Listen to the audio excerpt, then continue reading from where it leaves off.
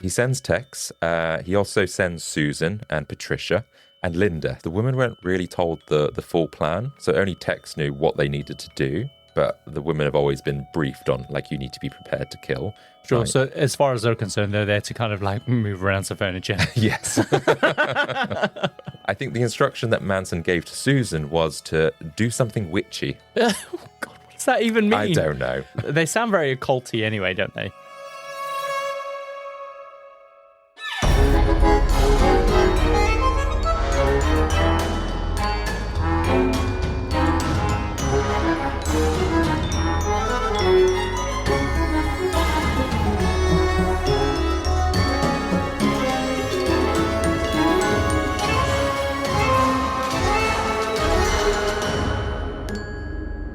Welcome to the Compendium, an assembly of fascinating things, a weekly variety podcast that gives you just enough information to stand your ground at any social gathering. We explore stories from the darker corners of true crime, the hidden gems of history, and the jaw-dropping deeds of extraordinary people.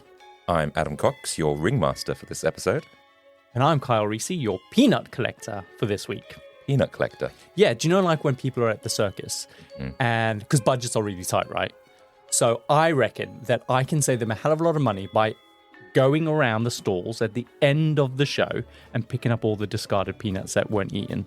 I feel like you're jumping on my tails when I was the peanut stock collector for the elephants. Yeah, but we're a team. So I'm collecting the peanuts to make sure that we don't have to keep reordering new stock. That's me. I see. The team that you didn't realize you needed. Exactly. We're like the new Doge department for the United States, right? We're like going in, we're slashing costs, we're like eliminating unnecessary spending. Are you comparing us to Elon Musk? And Donald Trump, yeah. Okay. The president and the first lady of the United States. Okay, that's a thought. So before we dive in, a quick heads up for all you lovely freaks out there. Remember, signing up on our Patreon gives you early access to next week's episode, an entire 7 days before anyone else. And it's completely free of charge. And if you want even more, you can become a certified freak for a small monthly subscription that unlocks all of our unreleased episodes up to 6 weeks earlier. It's the best way to support the Compendium and keep us growing. And while you're at it, don't forget to follow us on your favorite podcasting app and leave us a review. Your support really does help us reach more people just like you who love a good story of the unexpected. Okay, enough of the housekeeping because Kyle, today we're diving into an assembly of rock and roll pop music and how one song in particular became the soundtrack for one of the most infamous crime sprees in history. What? I don't know any pop rock bands. Well, most... Aerosmith? You think we're doing an episode about Aerosmith? Possibly. We do cover incredible people. We do, you're right. Tell me more. Tell me more. Well, you've probably heard Helter Skelter by the Beatles. Yes. And maybe you've even cranked up the volume, caught in the raw, frenzied energy of Paul McCartney's screaming vocals. No. Okay, you might have done. But what if I told you that this song, intended as nothing more than just a wild, heavy rock experiment, became something far more sinister in the mind of a madman? Are we talking about Charles Manson today? Yes, because to Charles Manson, Helter Skelter wasn't just a song, it was a prophecy, a call to arms, a roadmap to an apocalyptic race war that in his mind would end with him as some kind of messiah. So he thought it was like a prophecy written by the Beatles that was predicting the end of the world, basically. Yeah, that's right, because his interpretation of this hidden meaning within that song was so twisted that it led to one of the most shocking murder sprees in American history. Oh, surprise, surprise. Another madman kind of misinterpreting lyrics on a song. And so today we're going to dive into exactly how that all came to be. Wow, yeah. Charles Manson. Who would have thought? Is there any reason why you're picking today's episode? Well, there may be a documentary coming out on Netflix. Oh, surprise. Jumping on that bandwagon. A little bit. I always love it when we do those types of episodes that have a documentary coming up because it's almost like a challenge to do all the research that we need to. And then when the episode airs, it's really fun to kind of just see how much we actually managed to include in a 1 hour episode rather than 4 bloody episodes. See, we are committed to bringing you stories without you having to invest in a 10-part miniseries. Yeah, we give you just enough information to stand your ground at any social gathering. There's a reason we say that, you know. Okay, so before Charles Manson became one of the most infamous killers in American history, he had already spent half of his life behind bars.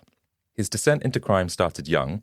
His biological father supposedly deserted the family when he found out Charles's mother was pregnant, and so the mother brought him up by herself, but later was arrested and sent to prison for 5 years, which meant he was placed in his aunt and uncle's care. By age 9, he had already committed arson, skipped school, and was stealing. Wow. So classic criminal behavior.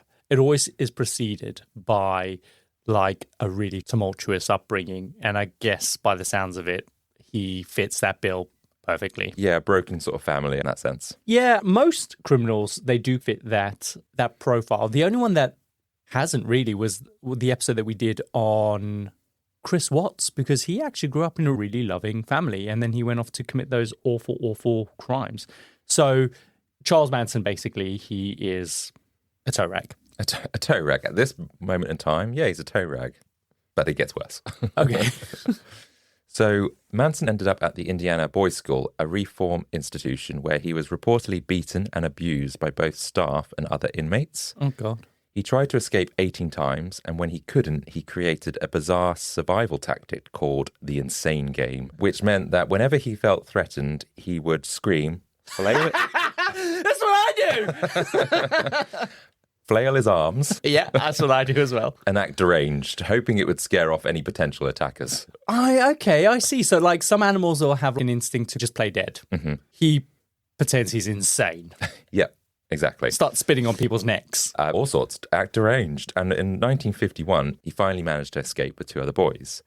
But instead of laying low, they went on a robbery spree, stealing cars and holding up petrol stations until they were arrested in Utah for driving a stolen vehicle across state lines. That then got him sent to the National Training School for Boys in Washington, D.C. Their test revealed he was illiterate but had an above-average IQ of 109. Oh, okay. So he can't read or write, but He's quite smart, he's actually. quite smart, yeah.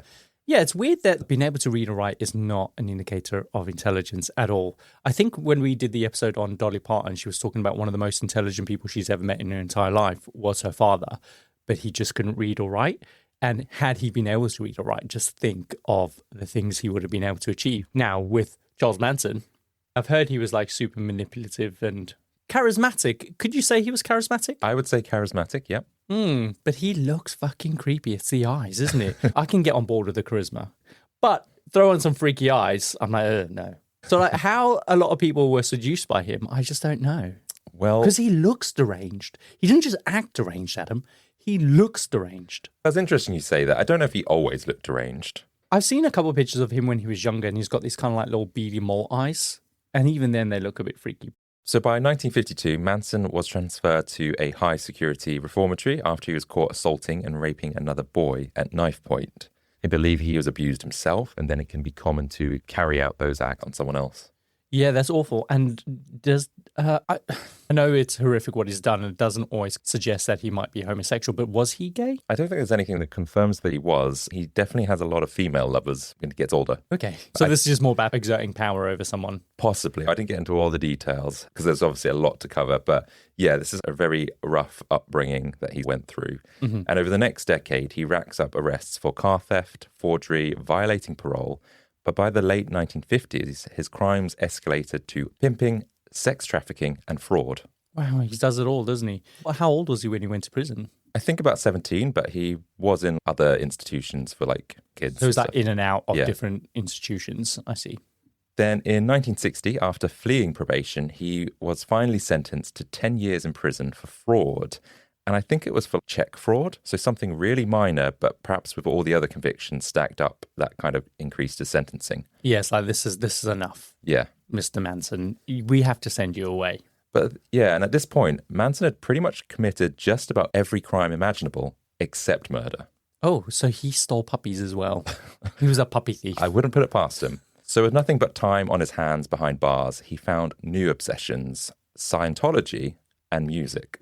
Do you know what? I did hear a fact about his thing about Scientology, because he went into Scientology when he was in prison, right? Yeah. And apparently when he was reading a brochure, because he's insane, right? Mm-hmm. And he was reading a brochure on Scientology and he was like, God damn it, what kind of insanity is this? Now, if you have Charles Manson that's saying, this is batshit crazy, then it's like, nah, for Scientology. Do you know what I mean? Yeah, but then I guess he gets involved with it in some way, but I don't really know too much about that route he went down. It's more about the music, I think, that really became a passion for him whilst in prison. It had already been a part of his life as a child. He loved the radio. He would be able to play melodies by ear just by listening to them and then playing them back on a piano. Oh, cool. But in prison, his passion deepened for music. So in 1964, 4 years into his sentence, the Beatles had exploded onto the scene and something had just clicked with him because at 29 years old, Manson became obsessed. Beatlemania fascinated him, and more than anything, he craved the adoration, the power, the influence that the Beatles had. He wanted screaming fans, blind devotion, and the ability to control a room. Oh, I see. So for a second, when you said that he became obsessed with it, I just had this fleeting image of all the screaming girls, and they're fainting and they're going mental. I imagine him being one of them. And so you said he actually wanted to be the Beatles. He wanted that. He didn't want to be with the Beatles. He didn't want to be a screaming girl. No. So he was determined to be a rock star. He begged his mother to send him a guitar whilst in prison, and he took music lessons from fellow inmates, and he played in prison variety shows. And in his own mind, he was destined for stardom. And during his time in prison, Manson met Phil Kaufman, a fellow inmate who would later work with the Rolling Stones and Frank Zappa. And Kaufman recognized Manson's passion, but apparently not his talent. Oh no, poor guy. Poor guy, he's a murderer. I know, Ben. I know. Not at this point. Fair enough. It's like trying to tell your kid that they're never going to make it as an artist. And maybe they should like pick up a baseball bat instead. Or be a dentist. Or be a dentist. Yeah. But Manson, he didn't see it that way. He was convinced he had the X factor. Prison staff encouraged Manson to play his music, if anything, to keep him busy and out of trouble. And somehow it worked because he was so focused on music, he became a model inmate. And his good behavior, in air quotes, I guess, earned him early release in March 1967. Okay. So he's out of prison because he entertained the other prison inmates. Yeah, because apparently all it takes is a few rounds of Kumbaya and then he's out there walking free. Have you listened to any of his music? Is it any good? No, but apparently it has racked up a lot of streams somewhere. I think really? It's on YouTube, so you can go listen to it. I didn't get into that because there's a lot to cover in the story. But yeah, he has got music that people do listen to. Do you think it's a kind of more of a morbid fascination with him as a person rather than his music? Probably, or just to see if he was any good. Yeah. So he's set free without any close monitoring and no real restrictions. No parole. Yeah, and so he takes a one-way ticket to California's Bay Area where he is about to reinvent himself. And at this time, it was at the height of the counterculture movement, which was a rejection of mainstream society and authority. So it's all about peace and love. The Haight-Ashbury district in San Francisco was a magnet for hippies, young men and women, many disillusioned by the Vietnam War and were rebelling against the materialism and traditional values of their parents. And they sought love, acceptance, and enlightenment, often aided by copious amounts of LSD, of course. Yeah, of course. And most importantly for Manson, it was a hub for music. There were free concerts and music festivals. And amid this chaos, Manson recognized an opportunity. The era had given rise to spiritual leaders and self-styled gurus, and with his natural magnetism and flair for persuasion, Manson felt like he could take on that role. He played his songs, gathered people to sing along, and before long began collecting followers. And among one of them was 23-year-old Mary Bruner, a university librarian who had recently moved from Wisconsin and had few friends. She met Manson while he was hanging around campus playing guitar. He charmed his way into her home, becoming a freeloading house guest. And their relationship wasn't initially sexual, but as Manson brought other women into her apartment, jealousy drove Mary to compete for his affection, and eventually she became both his lover and his loyal follower. Of course, Manson was not a man to settle down. He had relations with many women. Another one of the followers was 18-year-old Lynette Fromm. Estranged from her family and homeless, she was approached by Manson, who simply asked her, "What's the problem?" And I guess she looked like something was on her mind. Mm-hmm. After chatting to him, and it only took about to the end of the day, she had then joined him. Oh. At first, she was uncomfortable with his polygamy, especially when he engaged in a statutory rape with a 14-year-old. But to Lynette, she must have overlooked that and convinced herself that sharing Manson's attention was better than being cast out. Just like, at first I was uncomfortable with the polygamy until I found out he raped someone. Yeah, he obviously had a gift on preying on women who felt lost and unwanted and played on their insecurities. I guess he could offer them community. But for him to make them accept that this was okay, that's quite a lot of influence and persuasion that he had. I think it also a lot has to be said for the time that people were living in, because people were desperate to break away from the norm. This is where these big ideas, the search for spiritual enlightenment and spiritual freedom and things like that, and anti kind of government and anarchism. This is the era that laid down the framework for what would happen in the Satanic Panic in the 80s. But I get it. People were just all over the country, just desperate to find a community. Absolutely. And that's how he pulled in 19-year-old Patricia Krenwinkel, who he renamed Katie for some reason. Because her name was Krenwinkel. So he's like, you'll be Katie from now on. She had struggled to find a sense of belonging, bouncing between homes of her divorced parents. And in 1967, she had met Manson at a friend's gathering, and after a single night together, she vowed to follow him anywhere. So whatever he said to these women, he captivated them. Yeah, so he's got like a whole harem of women now, or three women. Yeah, he's got Mary, Lynette, and Patricia, or Katie. And these are the first so-called Manson girls. And these are young women willing to do anything for him. And with them, his cult began to take shape. But why women, though, specifically? Was he not very good at manipulating the men? I guess he's going to need some men to do some of the heavy lifting. Men do join, but I think it was very easy for him to prey on these women to bring them in. And were these women, like, quite attractive? I guess they're young women, so he would seduce them and offer them all this opportunity or, I don't know, words of encouragement, whatever he did. And we'll get on to why he was so influential. Yeah. What could have enabled him to be able to do this so quickly with people. Sure. A little bit later on. I'm wondering whether or not, though, he is obviously very good with women, and he can clearly identify these vulnerable women. He can manipulate them, bring them in. They're all gorgeous, and then they're the ones that are going to lure in the actual men that they need for the commune. Do you think there's any truth in that? I think he uses the women as he offers them up to men that he gets involved with or works with. So he's using these women as a lure. Yeah, I don't know if it was a byproduct or whether that was ever intentional, but he's found an opportunity because he's got these beautiful women. Yeah, he would use them as a way of going, oh, can we stay with you? My cult, my gang, my family, and you can sleep with... They'll do a naked scarf dance. Yeah, you can sleep with... Yeah. You can sleep with any of the women, essentially. So I don't know if he used that as buying power or if that was, like I say, a byproduct of just recruiting these women. Another one of these lost souls was Susan Atkins. She was fresh out of jail in 1967.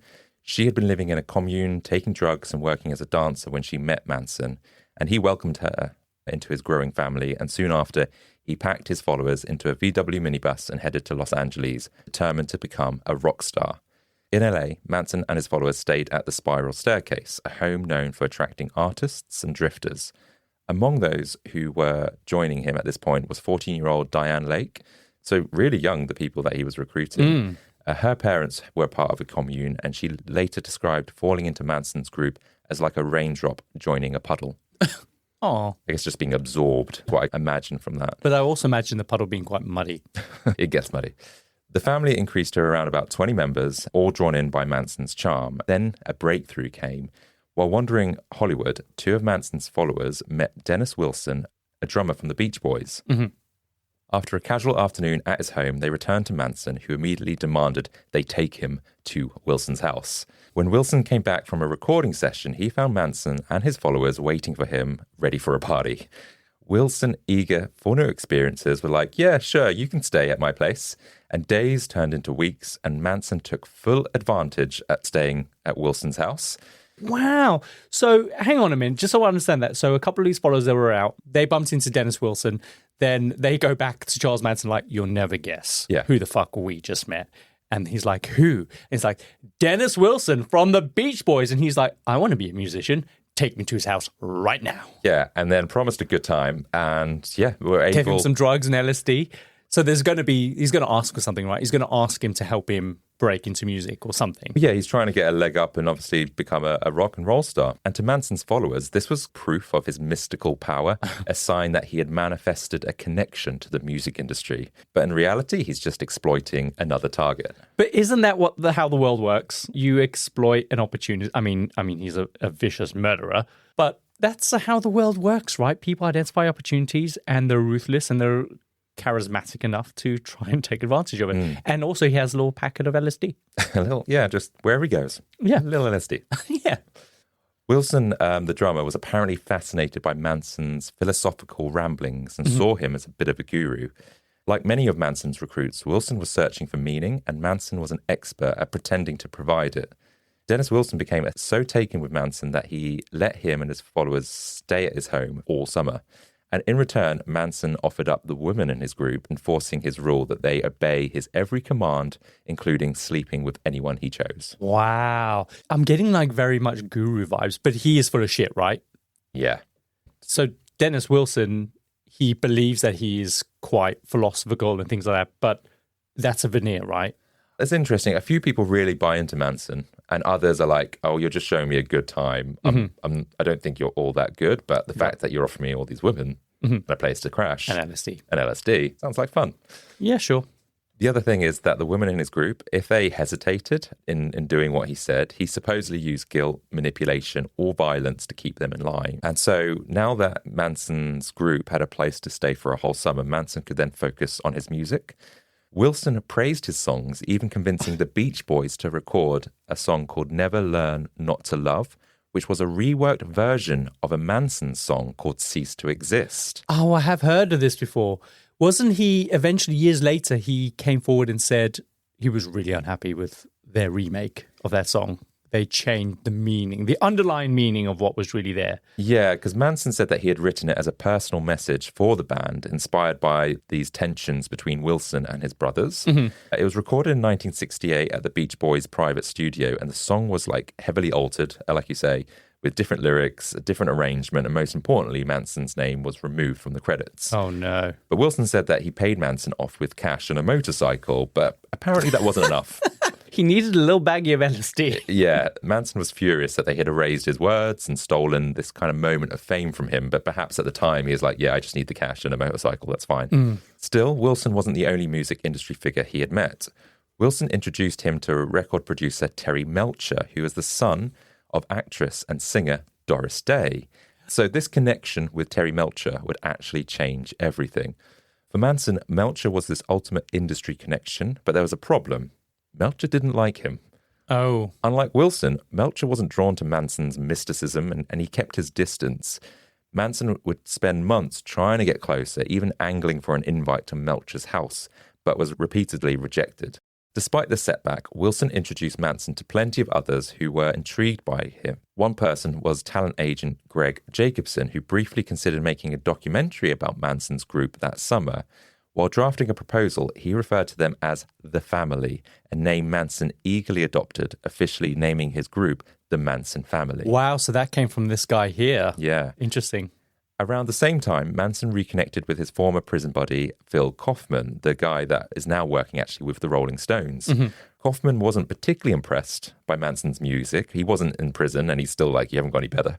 He enjoyed partying with his followers. And so he was like, yeah, let's hang out. And he basically gives them a bit of a promise like, oh, yeah, maybe we'll record an album. We'll talk about it. Yeah, because he's there for the party, right? He's there for the lols. And he's, I need these lols to carry on for a long time. I'm just going to string him along a bit. A little bit. And for Manson, he's like, great, this is it. Meanwhile, Dennis Wilson, the guy where the Manson family were staying that whole summer, was getting a little bit tired of the chaos. Between damages, medical bills... Damages? What, they were like shitting over their house and stuff? And they weren't good house guests. No.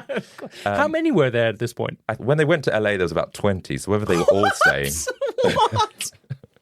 There's a lot, yeah. And this guy, Dennis Wilson, just let them all stay in his house? Whether it was all 20, I don't know. Oh, God. But a good chunk of them. Sure. Plus there was drugs and there was food that he was trying to pay for them. So apparently it cost him about $100,000. I don't know if that was then money or today's money, but even still, that's a lot. See, this is not too dissimilar from what L. Ron Hubbard did. Do you remember back when we did the Scientology story, when he started out, he joined this famous guy, had this artists guild, and he lived in this big mansion in LA. And basically, loads of artists just lived in his mansion, and he would just come and go, and there was loads of drugs and shit going on. This sounds very much like that, where just these really creative, genius people come together, they take a lot of LSD, and they just live in this rich person's house. A little bit, I guess. It's just that maybe Manson wasn't as good as he made out. But yeah, for Wilson, his home was overrun, and so eventually he evicted them. But undeterred, Manson secured a new place at Spahn Ranch. Now, the elderly owner, George Spahn, let them stay in exchange for labor and, of course, you guessed it. Drugs. The companionship of Manson's female followers.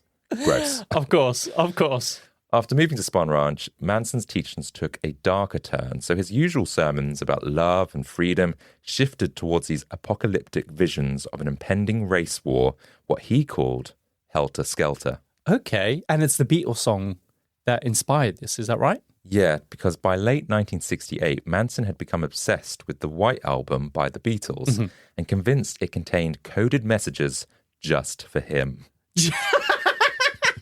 Had he ever met the Beatles at this point? Nope. He's a madman. Yeah, he believed the song Blackbird and Rocky Raccoon were about black people rising up, and Piggies was a song calling for the downfall of the elite, and Revolution 9 was a prophecy about chaos. So Manson believed that black people, after centuries of oppression, were destined to rise up and exterminate white society. Oh, so he's racist in his views. He's not being an activist for black people. Exactly. He's for the chaos that this could bring, that actually an impending war is coming. Because this is all at the time of the civil rights movement. Okay, I'm clear. So this album, he feels has been written for him from a bunch of people from Liverpool who's got nothing to do with American politics or history.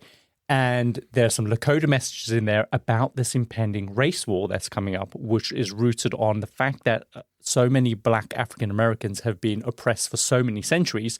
Now is their time. Of course, if you actually listen to the lyrics, the Beatles have said that was never the intent. He's just interpreted them in a way that, I don't know. Of course. Can you imagine, so what was the inspiration behind the White Album? And then Paul McCartney goes, yeah, we decided that we wanted to write an apocalyptic kind of prophecy album for Charles Manson. Who's Charles Manson? Yeah, he's just some guy who squats in famous people's houses and he feeds them LSD. And we thought that he was like the best person to usher in this new world. It's just so stupid. Exactly. Some of the lyrics they're just lyrics for a song. It's Helter Skelter, I think, in fact, is just about a slide. I don't think there's any more meaning than that. Yeah, because Helter Skelter is a slide, right? Yeah. So it's one of those slides that you see at the circus that go round and round and round this big cone shape, right? Yeah, and you sit in like a little potato sack or something and you go down. Yeah. And I think the thing is, if Manson hadn't found this prophecy or so-called prophecy in their music... He wouldn't have purpose in his life. Well, he would have found it in something else. Probably like Kellogg's cornflakes or something. God. Probably. And to his followers, especially under the influence of LSD, Manson's warped interpretations felt like gospel, essentially, and convinced that they had unlocked the Beatles' secret message. The Manson family even attempted to contact the Beatles themselves. Unsurprisingly, they didn't get a response. No comment. As Manson tightened his grip on his followers, he pushed for complete isolation. And at Spahn Ranch, it wasn't remote enough. He wanted somewhere truly hidden. When one member mentioned her grandparents' property in Death Valley, Manson said, yep, let's go there. And with a couple of small houses and a shed, it seemed like the perfect hideout for the apocalypse. And in the fall of 1968, the group visited and Manson secured permission to stay. But they weren't ready to settle. He left a few members behind while the rest stayed at Spahn Ranch.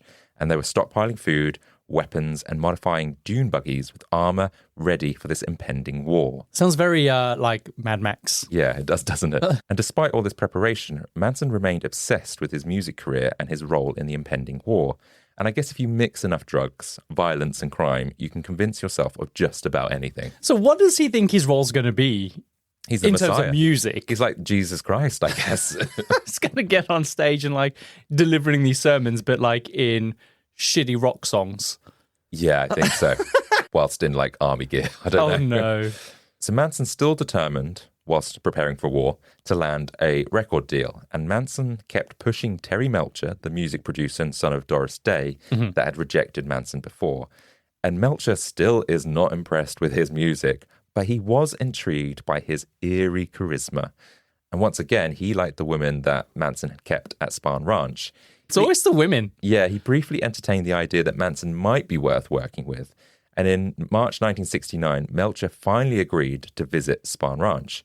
Manson became obsessive, rehearsing non-stop with his chosen backup singers, and he made an exception to his usual disregarded appearance by ordering his followers to sew him a fringe buckskin suit and deep clean the ranch. And normally the followers, they just survive off bin scraps, but the family even baked for this occasion. They were going all out. LSD cookies. It's like when you got a home showing, you put some bread in the oven, whatever, make it smell nice. That's what they're doing. They're trying to impress him. I get it. Yeah. It's a big moment. So they're waiting, and Melcher doesn't show. Oh, no. The rejection hits Manson hard. He prided himself on being seen as infallible. And to his followers, if they doubted his music, they might start doubting him. And desperate to save face, he convinced Melcher to reschedule. And on May the 18th, 1969, Melcher finally arrived, and Manson performed his best set yet. But Melcher, still not impressed. He's like, yeah, great music. Have you got any more of those girls? And some LSD. Some LSD. And like those cookies I could smell when I came in? Yeah. Yeah, bring me some of those. So instead of a deal, he basically handed Manson $50 and the name of a producer who kind of recorded tribal music as a sort of a polite dismissal.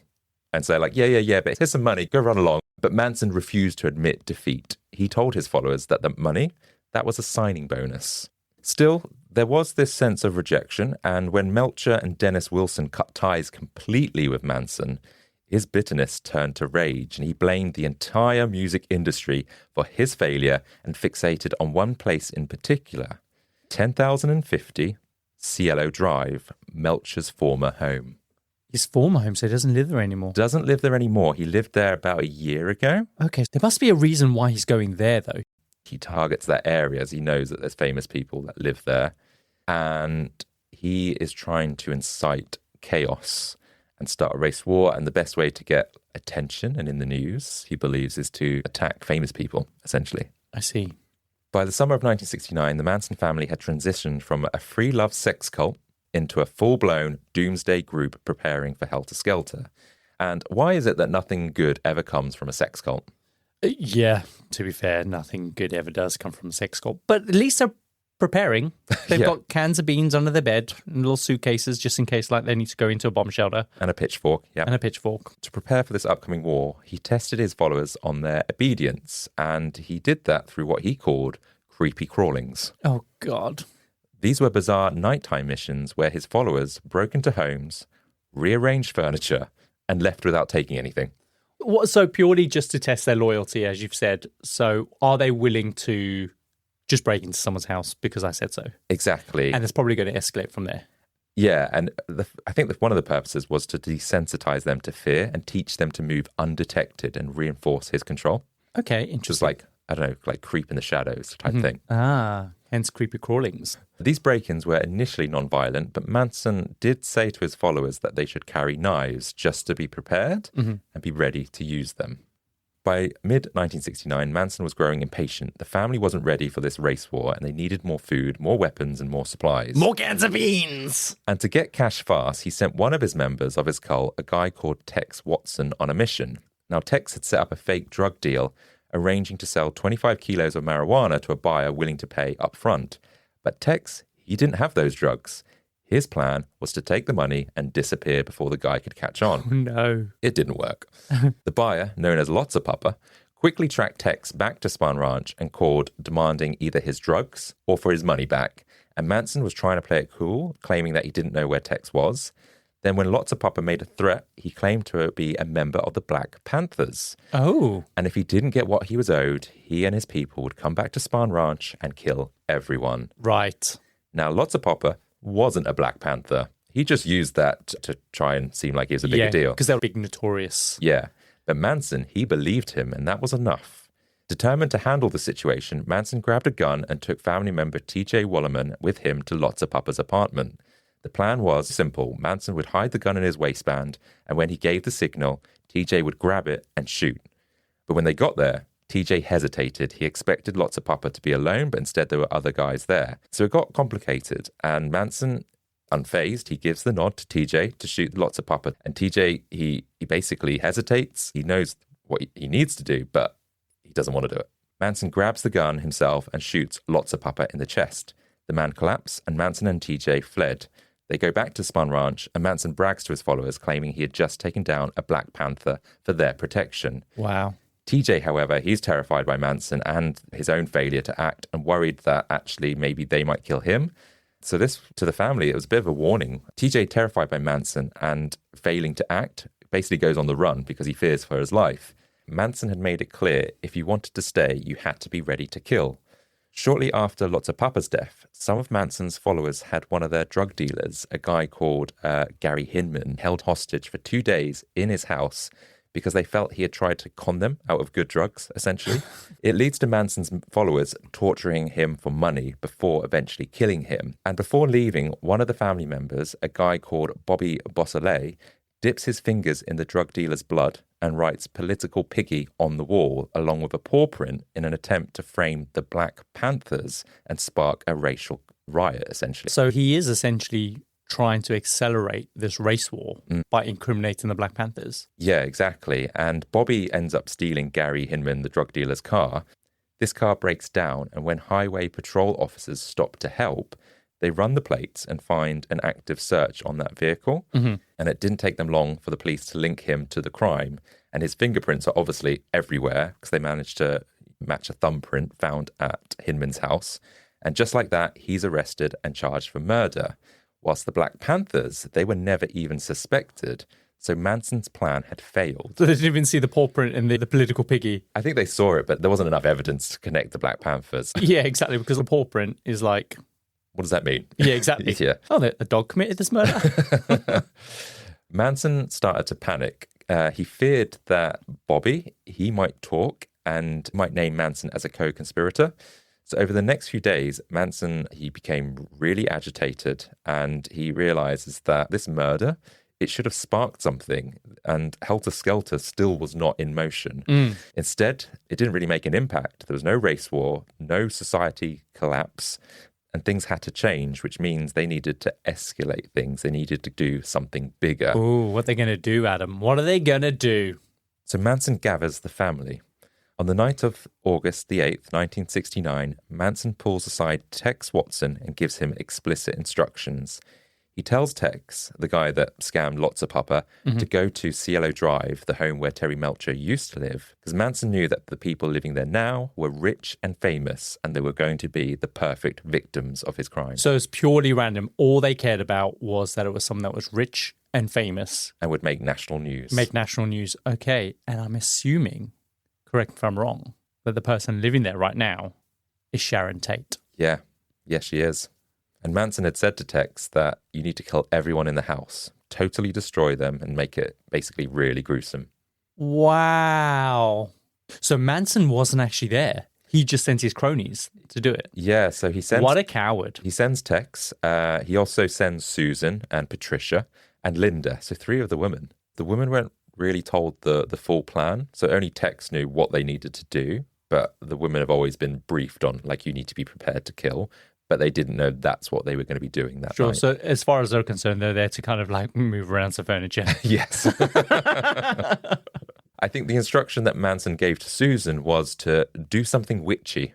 Oh, God, what does that even mean? I don't know. They sound very occulty anyway, don't they? Yeah, and a little bit out there. Tex would, however, reveal the truth when they got there. And now feels like a good time to take a break. And when we come back, we'll go into what happened that fateful night and the aftermath of the Manson murder spree.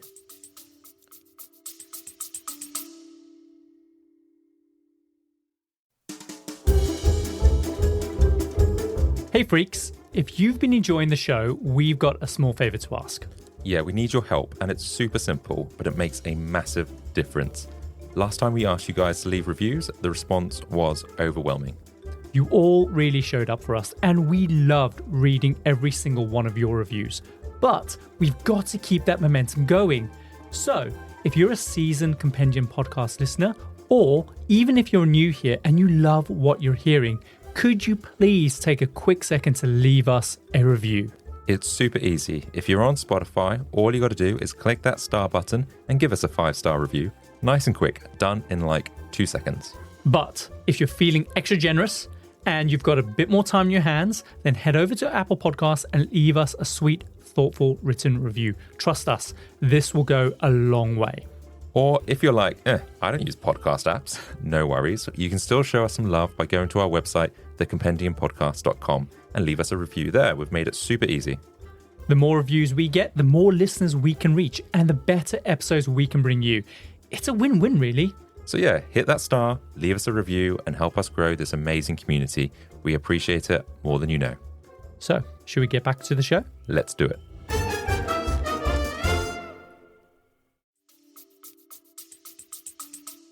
Welcome back.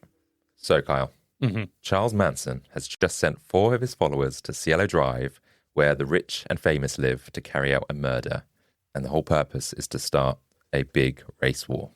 Now, most of what we know about this night actually comes from the Manson family members themselves. So their accounts could be taken, or should be taken, I should say, with a grain of salt. I mean, they were there. So if anything, we shouldn't take their account with a grain of salt. That's the only one that was actually there that saw things. True, but I guess they might embellish, they might hide things. That's what I mean by All right, so not to incriminate themselves too much. Yeah, but here's what we do know that happened that night. Okay. So just after midnight, on August the 9th, 1969, Tex and the 3 Manson women drove into Benedict Canyon. The 4 drive up to the house. Now, Tex and Susan were high on meth, having snorted it before leaving. Okay. Tex was already under the influence of LSD and mescaline from earlier that day, and so we're feeling the effects of multiple drugs. And so there's the thought of going to do a murder whilst high. I think it's sometimes the only way that you could do it. Maybe. But anyway, this was the kind of state of mind that they were in, and obviously maybe it allowed them to do the gruesome things that they would go on to do. Oh, God, I don't even know the details of what's going to happen. Do we need a trigger warning? There are some not nice bits, but I will warn you when we get to that bit. Okay. So the house was set back from the road. There was a warm lamplight glowing through the trees. Tex hops out first, cutting the telephone line with wire cutters. Then he motions to the woman to follow. Linda, at this point, didn't question why Tex was carrying a rope and a gun. It is a bit odd. For creepy crawlings. Yeah, for just like moving some furniture around. Oh, where's the milk?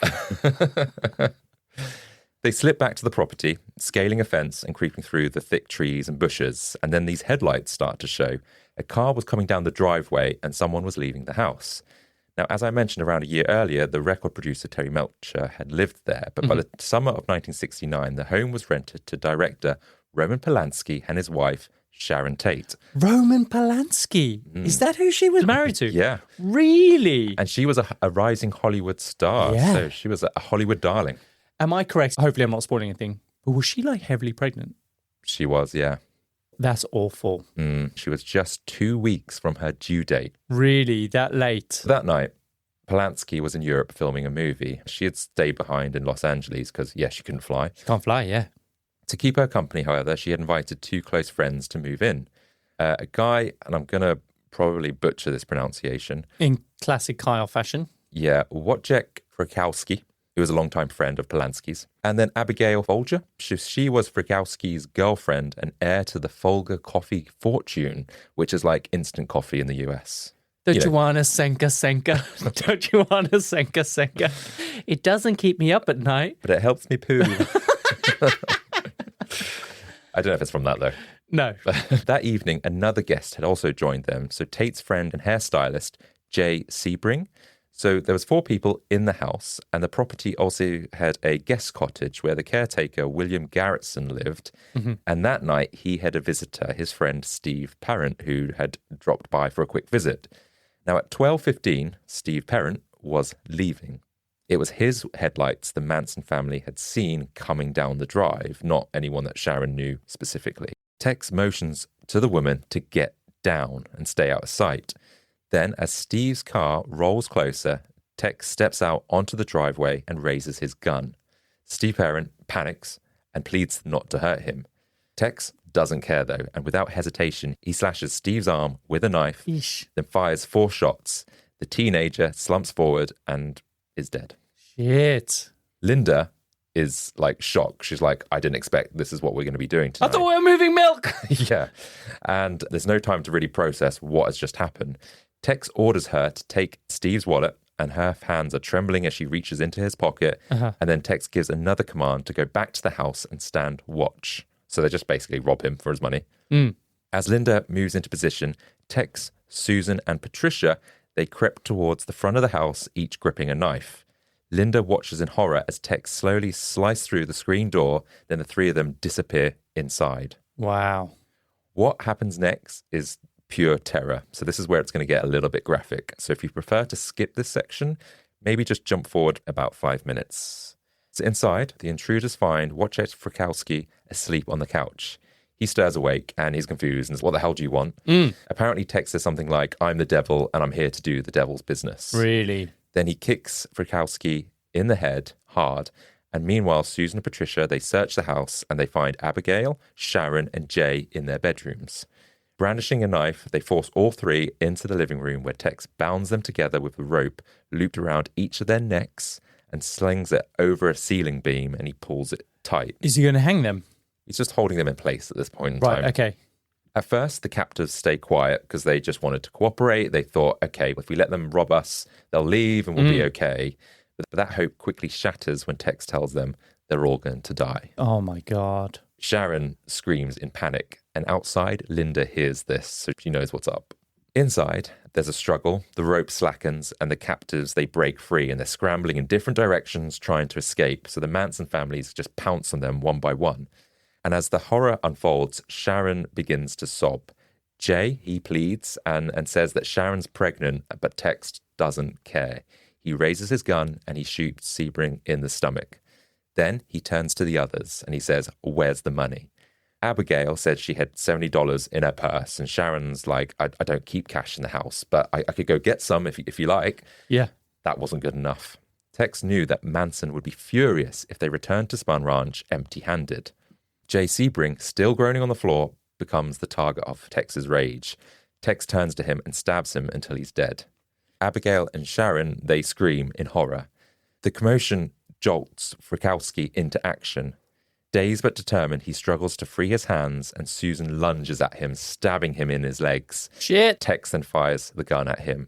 Somehow, Frykowski broke loose, and he staggers to the back door towards freedom, but outside, Linda is there standing frozen, keeping watch. Like I said, she just thinks this is another creepy crawly break-in, not a massacre. Now she watches in horror as Frykowski stumbles onto the lawn, all bloody and desperate to get away. He looks right at Linda, and she just can't move. She was supposed to stop him and supposed to kill him, but she just stands there. Frykowski managed to get past her and then collapses in the yard. And then seconds later, Tex charges through, jumps on him, and then starts stabbing him again. Jeez, what's all the stabbing? Linda finally finds her voice and she's like, make it stop. People are coming, but no one's coming. And Tex doesn't stop. And he manages to stab him 51 times. Damn, man. 51 times. Yeah, it's horrific. Meanwhile, Abigail Folger manages to break free. She sprints towards the side yard, but Patricia, she's right behind her. Patricia attacks Abigail to the ground and stabs her. Across the yard, Linda could hear Abigail's shrieks of pain and Patricia's screams of fury. Shaking, Linda turns and runs. She climbs the fence and rushes to the car and waits. Back in the yard, Tex catches up with Patricia, who's standing over Abigail, who's now dead. He points towards the guest house and instructs to kill anyone else inside. With Abigail now dead, the killers turn back inside to Sharon. She is begging for her life. And her unborn baby's life. Yeah, she pleads with them to take her hostage, keep her alive just long enough that she can give birth. That's awful. Imagine being in that position. This poor woman. Yeah. Poor woman. Susan Atkins is ruthless and doesn't care. She's an utter bitch. She's witching. Yeah. She is void of any empathy. And so her and Tex, they stab Sharon again and again, straight into her pregnant belly. That's awful. This bit's horrible. Apparently, as Sharon's laying dying, she calls out for her mum. That's just heartbreaking. Because that's what you do when you're like in severe pain. Like you retreat back into that childhood kind of mentality where you call on to your parents for help and support or whatever she's doing in this moment. Exactly. It's just I don't know. They are ruthless. And to do this to a pregnant woman, I think is... And to just have no sense of remorse or empathy about it. And to do this to start a race war. It's not as if Sharon had done anything wrong or any of these people had done anything wrong. These people didn't matter to that. They were just innocent people just enjoying their evening. Yeah. To make the scene even worse, Tex, Susan and Patricia wrap a rope around Sharon's neck and strung her up by a ceiling beam, but she had already died from her stab wounds. So it's like they're prepping the scene to send a message for it to look like it's really gruesome, right? Yeah. Susan soaks a towel in Tate's blood and scrawls the word pig across the front door. Now having killed 5 people, the Manson family members return to the car where Linda is there waiting. Tex strips off all of his bloody clothes and he furiously tells Linda to drive. He was angry that she had not participated at all in any of the murders. Oh, she's in trouble when she gets back. Yep. When the killers returned to Spahn Ranch, Manson was there waiting. He asked if any of them felt remorse. Without hesitation, they all answered no.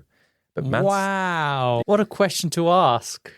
Again, he's just looking for their, loyalty. Yeah. Yeah. Manson wasn't really fully satisfied with their answer, I guess. And so he drives to Cielo Drive himself. Really? Making some adjustments to the scene. Oh! Yeah. So this is all about a message. Yeah, so he arranges things in really odd ways. So some of the things he does, he places a towel over Jay Sebring's head. He drapes an American flag on the couch beside Sharon Tate's body. Shit. And then some other sort of subtle, eerie changes just to make the crime scene even stranger. And once he's done, he drives back to Spahn Ranch and he goes to bed. The next morning, Manson was still unsatisfied. Yes, the killings had made national news. The whole country was talking about these gruesome, bizarre murders, but no one was blaming the Black Panthers. I mean, you kind of need something a bit more explicit. I think you need to write on the wall, the Black Panthers did this. An American flag doesn't really say that. I guess so. I think they were trying to see if it would link to the previous crimes, like the drug dealer Gary Hinman's murder and all this other sort of stuff. But to them, they were like, why is nothing set in motion? Helter Skelter was supposed to have begun, according to the Beatles. Do we know how the Beatles felt about their music being so kind of connected to Charles Manson? I think they actually stopped playing Helter Skelter after this all came out for years. I think they just didn't want to connect, and especially for the victims' families, they just didn't want to be a part of that. Sure. It's just crazy. It's like making Peppa Pig, and you think, wow, kids are going to love this. And then some mad person adopts it as some kind of prophecy to an apocalyptic world. How would you be like, I spent a lot of time making Peppa Pig for kids, and someone has just bastardized it and turned it into this monstrosity, this evil kind of apocalyptic thing. I imagine that's how the Beatles must be feeling. It's quite a stretch with Peppa Pig. I know, but I'm just trying to exaggerate. She's a little bit annoying. But this is the Beatles of all things. What would Peppa's message be then? Oh, she hasn't put away her toys today, so that must mean... Yeah. She's starting a race war. So because this war still hadn't begun, there's only one solution to Manson: more murder. And this time, Manson wouldn't just issue orders from the ranch, he would go himself. And he turned to Linda Kasabian and tells her, you're driving tonight because you let the side down. And she obviously can't say no, she's petrified. No. Manson also selects a woman called Leslie, she's just 19 years old, and a guy called Steve, he's only 18. And they're dressed in dark clothes, armed with knives, and they set out into the night. So on the night of August the 10th, 1969, Charles Manson led his followers into Los Feliz. He directs them through LA's east side before turning into Waverly Drive, which is a familiar street to them because the family had been there before. They'd been there for one of the house parties that I think was connected to Phil Kaufman. And so Manson had long since abandoned his dreams of stardom, but he was still hell-bent on, killing LA's wealthiest residents. And this particular drive was just like Cielo Drive. It was where the rich and important people lived. Manson hopped the fence to one of the homes and entered through the back door. There he signaled for his followers to follow. Inside they find Lino and Rosemary LaBianca, a successful and well-liked couple. Lino owned a chain of grocery stores where Rosemary ran a boutique, and they had no connection to Manson whatsoever. They weren't really famous. They were just quite wealthy and unlucky, because that night they were asleep on the couch, and when they woke to the sound of intruders, they tie him up. Manson steals Rosemary's purse, and he gets back in the car and essentially just leaves the guys, his followers, to do the rest of the killing while he drives off to Denny's. What's motivation for that? So he's just come in, he's just broke in, stole some money, checked out the scene, goes, yeah, this is perfect. This is great.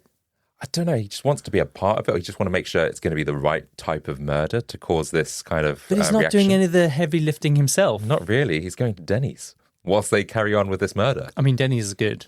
Yeah, I don't know if it's that good.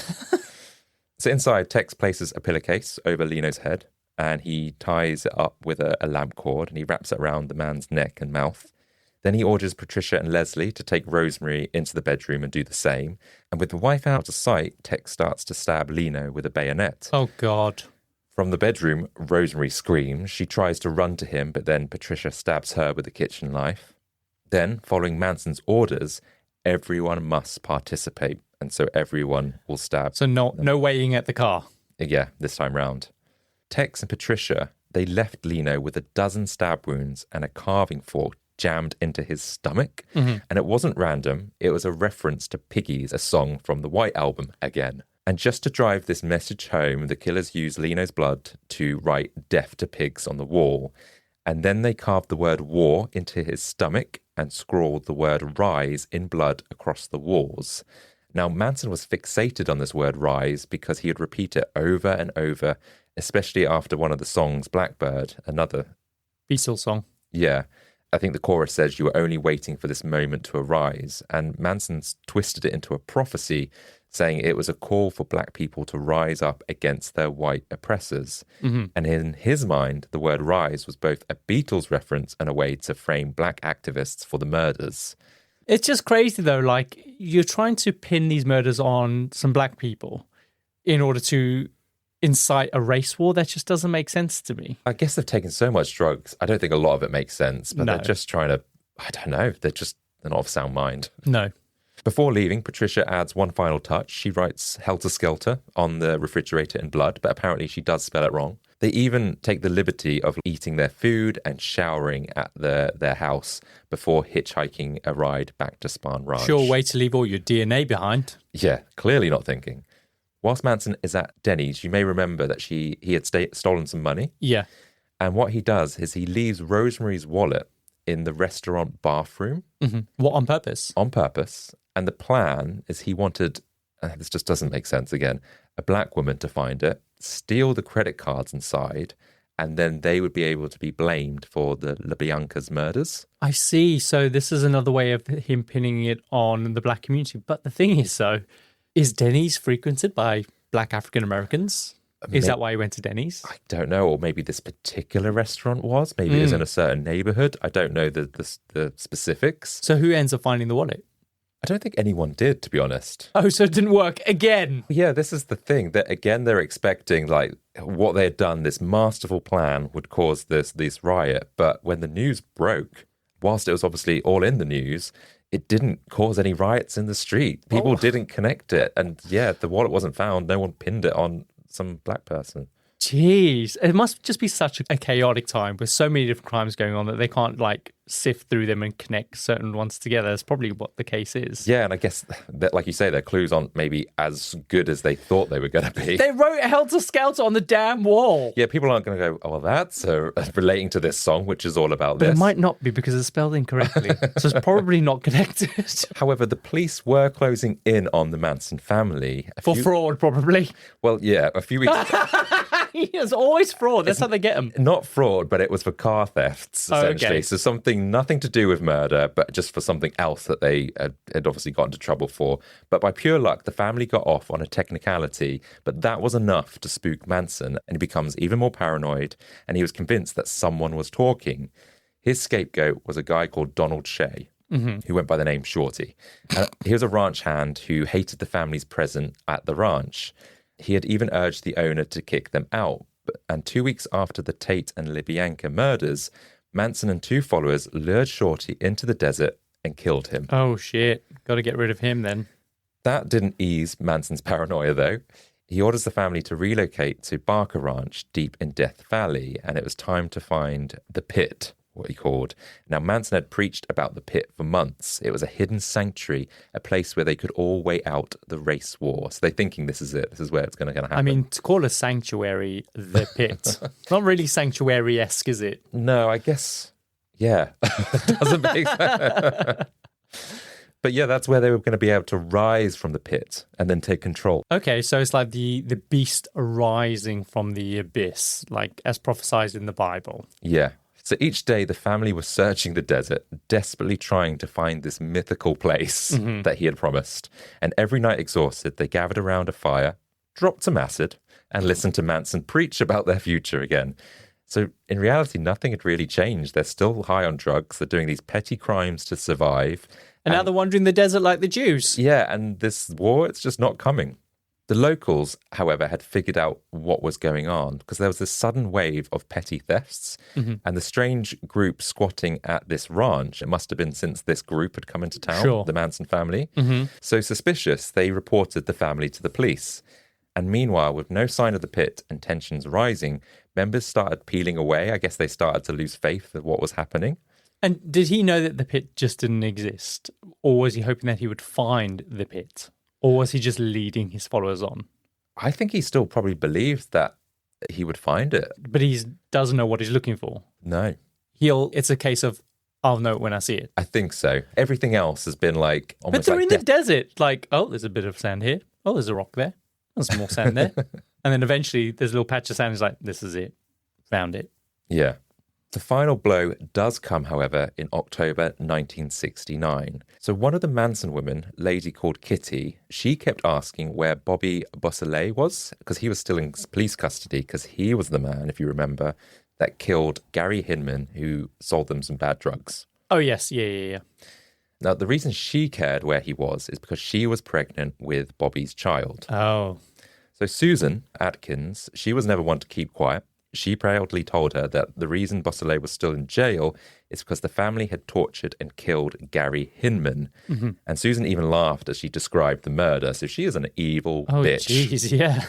And to Kitty, that's enough. She flees the ranch and she goes straight to the police. On October the 10th, authorities raid the ranch and they storm the property and they arrest 10 of the family members. Wow. Manson, however, he wasn't there. Where was he?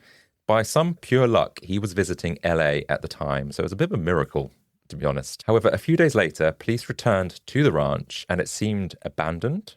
But one officer was patrolling round. He wasn't 100% convinced because he had spotted inside a lit candle flickering on a table.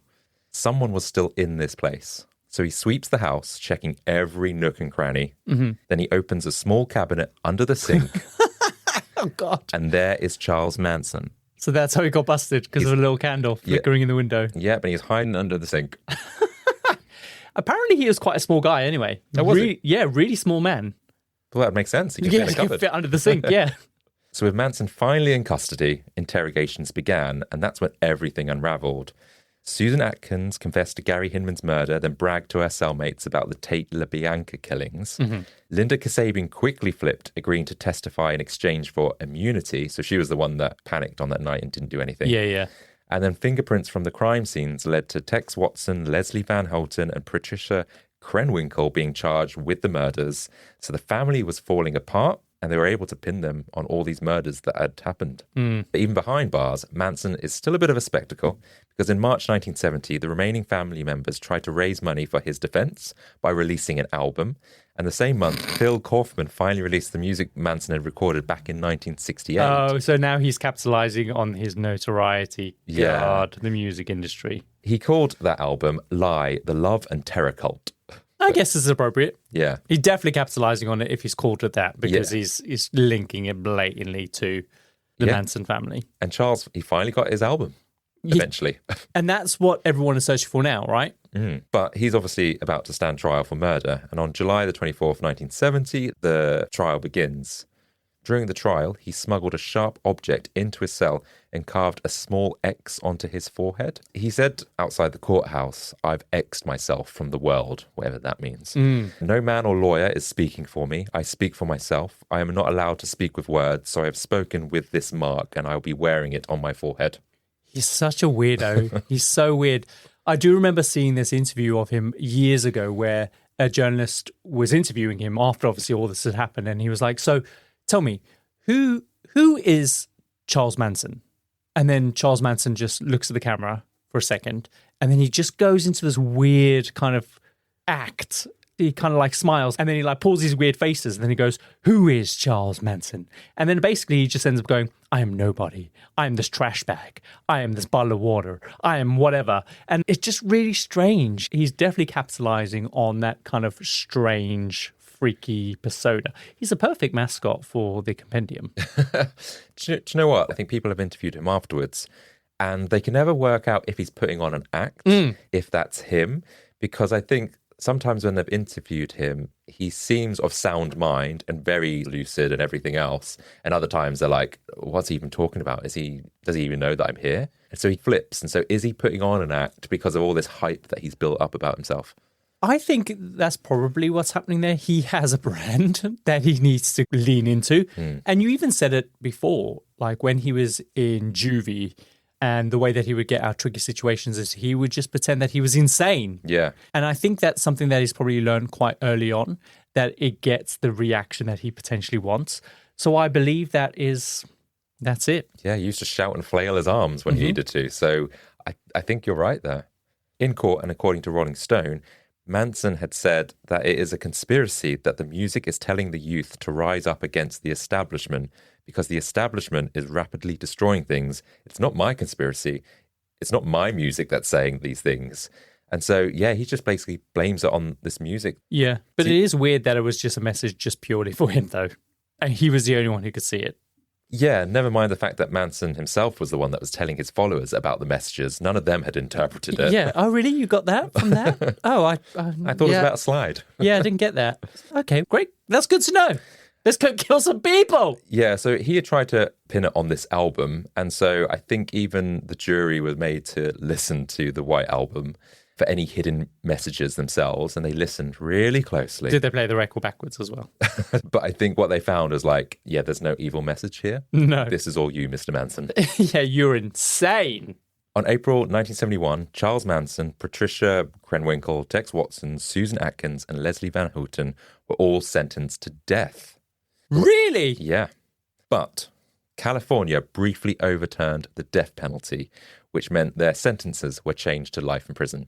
Okay. And then they brought the death sentence back after that? I guess so, yeah. Crazy. So because their sentence was already handed down during that period, that was it. It was life in prison. Yeah. Damn. I don't know if that's lucky or unfortunate. I don't know. A bit of both. And the majority of them, they were in prison.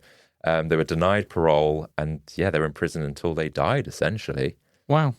But even with most of the members locked away, the Manson family still caused quite a bit of pain.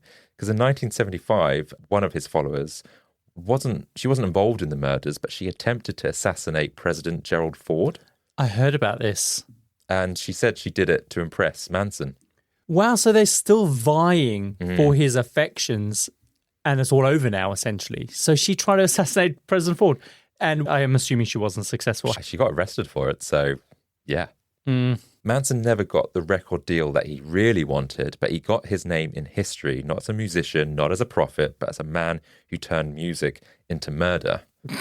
And so, yeah, that is kind of Charles Manson already wrapped up. Yeah, that's his legacy, right? Just turn music into something insane. Yeah. So I've got one last little segment as it spurred the reason why I wanted to cover this story now, and that is the documentary that's on Netflix. Oh my God, you're related to Charles Manson. I am not. That's the segment. What's interesting is a lot of this information all comes from a book called Helter Skelter, and it was written by the lead prosecutor on the case called Vincent Bugliosi. Great name. He's seen as the authoritative voice on the case, and that's why the information we've just gone through is the definitive account of Manson and the motivation behind his murders. But journalist Tom O'Neill, who originally set out to write a one-off article on Manson, spent 20 years investigating this case after a single comment Bugliosi had said to him during an interview. What was that? Tom O'Neill had asked him, can you give me something new? Because this case had been covered hundreds of times already, and said can you give me something that you haven't said to anyone else, something that's not widely reported, just to put a unique spin on this. Yeah. And so Bugliosi paused the interview and he turned off the recorder and told him about a tape allegedly found at Sharon Tate's house after the murders. According to Bugliosi, the tape was recorded by Sharon's husband, director Roman Polanski. And it reportedly showed Sharon having sex with 2 other men against her will. You mean being raped? Yeah. Okay. I was trying to not use that word. Right, okay. Bugliosi then admitted that he told the police it wasn't important and to put it back.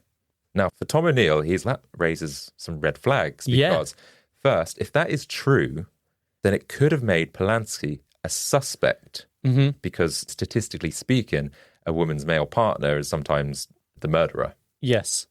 But he was never questioned. Secondly, why did he tell police to ignore the tape and to dismiss it as unimportant? And third, even though Bugliosi knew about this tape, he wasn't assigned to the case until months later, so he wasn't there or couldn't have been there to tell the police to put it back. So what are you saying here, Adam? Well, this is all O'Neill's word against Bugliosi because Bugliosi is no longer alive. So we may never know the truth, but for O'Neill, it changed everything because he began to suspect that there was more to this case than had been presented to the public. Because if Bugliosi could lie about this, then what else could he lie about in this investigation? And so O'Neill started to dig, and as he spoke to more people, the more and more untrustworthy Bugliosi seemed. Interesting. For example, Bugliosi once accused his own milkman of being the real father of his child. He then used his position with the DA's office to have the milkman followed and investigated without a warrant. The reason that's important is he's doing things off the record and obviously doing things he shouldn't be doing. It's also said that he invited someone to the trial to act as a victim's family member. Why would you do that? Well, this person wasn't actually related to the victim at all, but he was helping Bugliosi write the book Helter Skelter. Okay. So it's almost like he already had something in mind that he wanted to make a big deal of this story. So for the lead prosecutor of one of history's most famous murder cases, these actions raise serious questions about why is he doing this? What is he trying to craft a story to fit his own agenda? And this doesn't change any of the horrific events that have happened, but it does make you wonder, did he overlook key evidence and shape the narrative to secure a conviction? And was it really about a song by the Beatles after all, or was that a bit of a cover-up in terms of the motives to why Manson did this? Now, none of these theories are proven, but they cast doubt on what happened. Now, you might remember Manson was in and out of prison a lot as a young adult, and one of the biggest mysteries is how Manson kept avoiding serious prison time before the murders, because between 1967 and 1969, he was arrested multiple times for doing things with underage girls, stolen cars, drugs, and any one of those things should have put him back in prison. But apparently there was a federal parole officer that was overseeing Manson, and he was really lenient with him and almost gave him permission to move to Mexico, where he would have zero supervision. And so is there something going on with the whole police system to try and keep him out of prison? But for what purpose, though? I know around about this time anyway, there was a lot of unsettlement between the LA police and, of course, the black community. Do you think that they were trying to poke the fire, so they kept him out of prison so he could go off to try and ignite this race war? Is that what you're saying? Possibly. I think they had a very specific interest in him, and whether it was that or whether it was the other thing that was happening around this time. So when he got released on parole and he moved away, I think it was to California, it was the same time that a certain project was being done in America, Project MK Ultra. Oh, I've heard of this, but I don't know what it is. What is that? So it's supposed to be the secret operation that the CIA was involved with, where they spent years testing LSD and mind control techniques in order to influence people. They were trying to use it as mind control. Could people do that under LSD? Interesting. A little bit of conspiracy theory going on there. Yeah, and after all, Manson could seduce followers in less than a day to join him. But it wasn't because of the LSD, right? Well, was Because he? of his charismatic. Yes. Or was it because he was actually a part of MK Ultra? Because the experiments that were taking place were exactly where he was at that moment in time. Oh, I don't know if I believe that. Because he is insane. Yeah, but then is that a reason why he was kept out of prison? Because it's almost like they were doing this study, and I don't think the police would ever, or the CIA would ever think that he would go on to murder, but maybe they were watching him recruit people if he was potentially part of this project. Okay, interesting. Some argue that the Manson murders became the perfect excuse to discredit the hippie movement. So a commune of drugged out counterculture youths committing brutal murders, it kind of fed into this narrative that hippies were dangerous. And then they could use that to then basically say, oh yeah, we're going to get rid of the hippie movement because of this. I can see how that could work. But yeah, even O'Neill himself says there's not 100% proof, but this 20-year investigation basically has come up with all these different contradictions about the case. And this upcoming documentary, I think it'll be really interesting to hear more about these stories and work out what else is lurking behind this. So yeah, that is the story of Charles Manson and the Manson family serial killers. So that's what this documentary is going to be focusing on then, is it? Yeah, because if he spent 20 years, I think there's been so many sort of red herrings and everything, and I don't think any of the theories that's going to come up is going to be proven, but I think it's just saying that there's more to it. Is there a cover-up by the CIA? Sure. Was the prosecutor actually the right person to be the authoritative voice on this? Did he have intentions that might not align? Or, yeah, at the end of the day, Manson was still a murderer. He still did all these things. It's just, was it a song by the Beatles that influenced all this? Or is that just used as a bit of a cover-up in order to maybe hide actually what maybe he was manipulated to doing some of these things? Yeah, if it comes out that it had nothing to do with the music and they use that as a cover-up, the Beatles will be happy. Yeah. They'll be like, God damn it, vindication. That was a ride, Adam. I didn't realize that there was so much to it, really. I didn't realize that he had actually essentially formed an entire cult with like dozens and dozens of people.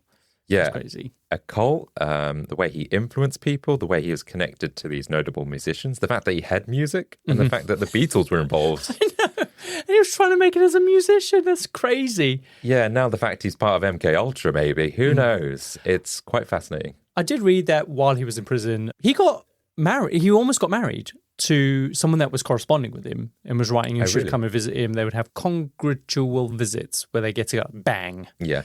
And apparently he called off the wedding at some point because it transpired that the only reason why she was getting involved with him is because she wanted to claim rights over his body so that when he died, she could display it.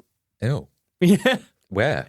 I don't know. I don't know. She probably put it in like a glass case or something. But that all came out when they did an investigation into his life and they were speaking to people that he was involved in. That's when it transpired that she was only interested in his body. Interesting. Well, in the wrong way. Not like, I only want you for your body. Yeah. She's like, I only want you for your dead body. Well, he did die in 2017. Yeah. I mean, 2017, that was 7 years ago. Yeah, it's long enough. I don't think she got the body, though, obviously. No. He called off the wedding. But yeah, crazy story. Yeah. Apparently, Paul McCartney did actually play Helter Skelter back in 2004. I guess maybe felt like it had been long enough and he could reclaim that song. Right. It's time. Yeah. It's time. But up until that point, he hadn't. Really? Wow. Yeah. So shall we run the outro? Let's do it. And that brings us to the end of another fascinating foray into the Compendium, an assembly of fascinating things. We hope you enjoyed the ride as much as we did. And if today's episode sparked your curiosity, then do us a favor and follow us on your favorite podcasting app. It truly makes a world of difference and helps us reach more people. And for our dedicated freaks out there, don't forget next week's episode is already waiting for you on our Patreon, completely free to access. And if you want even more, then you can join our Certified Freaks tier to unlock our entire archive and delve into our exclusive content and get a sneak peek as to what's coming up next. We drop new episodes every Tuesday, and until then, a song is just a song to be enjoyed for what it was intended. That is, until someone decides it's a prophecy. Very good. See you next week. See ya.